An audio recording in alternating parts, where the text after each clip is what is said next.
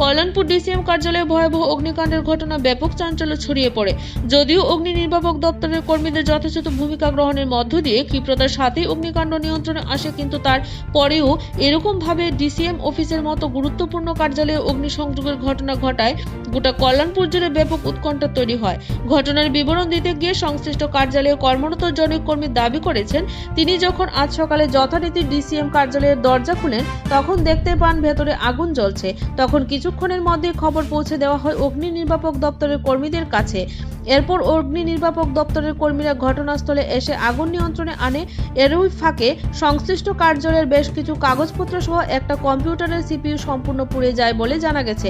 আপাতত কি কাগজ পোড়া গেছে বা কি ক্ষয়ক্ষতি হয়েছে তার সম্পূর্ণ হিসেব সামনে না আসলেও অনুমান করা যাচ্ছে বেশ কিছু দরকারি কাগজপত্র এই অগ্নিকাণ্ডের ফলে পোড়া যেতে পারে, এবং সবচেয়ে বেশি যেটা কম্পিউটার পোড়া গেছে সেই বিষয়টার মধ্য দিয়ে ডিসিএম কার্যালয়ের অনেক নথি পোড়া যেতে পারে বলে অনেকের ধারণা পোষণ করেছেন। এদিকে অগ্নি নির্বাপক দপ্তরের কর্মীদের সাথে কথা বললে তারা সরাসরি দাবি করেন, অগ্নিকাণ্ডের খবর পেয়ে ঘটনাস্থলে অর্থাৎ ডিসিএম অফিসে পৌঁছে আসতে যথেষ্ট বেগ পেতে হয়েছে, কারণ রাস্তার দুই ধারে অপরিকল্পিতভাবে বিভিন্ন প্রকারের যানবাহন দাঁড় করিয়ে রাখার জন্য এবং রাস্তার উপর দিয়ে বৈদ্যুতিক লাইন কেবল লাইনের জন্য তাদের যথেষ্ট বেগ পেতে হয়েছে বলে জানা গেছে।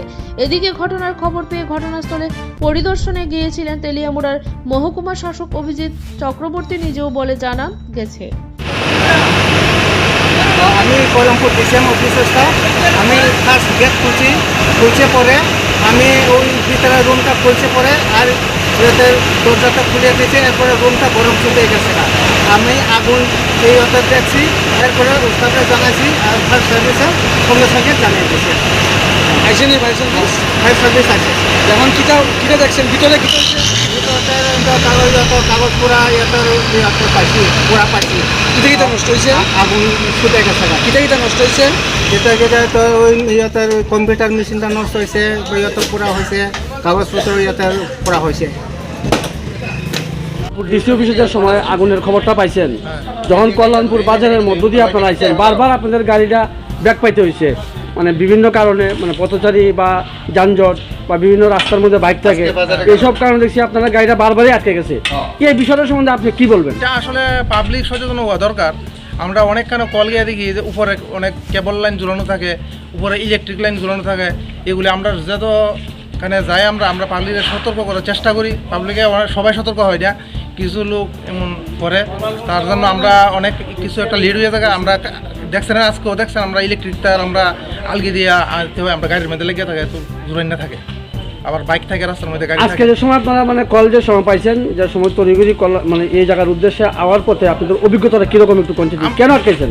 আমরা বাজারে কল হইলে তো একটা ডেঞ্জারাস হয়ে থাকে একটা বাজারের, কারণ বাজার একটা বড় থাকে, একটা দোকান থেকে অনেকগুলি দোকান পুরা যায়। এই জন্য আমরা বাজারে কিন্তু আমরা অন্য রকমের একটা করি, মানে তড়িঘড়ি আই, সব জায়গাতেই তড়িঘড়ি আই। বাজারের কলটা তো অনেক ক্ষয়ক্ষতি হয়। দেখছেন আমরা আজকে যে সময় আপনারা আইছেন, বারবার গাড়িগুলি কেন থামছে আপনারা? ওইটা বাজারের মধ্যে যে গাড়ি আসলো, বাইকে জাম বা ছোটো গাড়ি জাম হয়ে থাকে, তারা যেখানে সেখানে গাড়ি রেখে চলে যায়। আপনারা কি বলবেন, সমাজকে কি বলবেন? আমরা সমাজকে তো প্রত্যেকে আপনার মেসেজ দিই যে আপনারা যেখানে গাড়ি রাখেন, বাইক রাখেন, আপনারা একটা সাইডে রাখেন, যাতে ফায়ার সার্ভিস যে কোনো সময় আইতে পারে, যে ফায়ার সার্ভিস রাস্তাটা একটু ক্লিয়ার থাকে। আজকে আপনারা যে বাজারে আইছিলেন, এই বাজারটার নাম কি?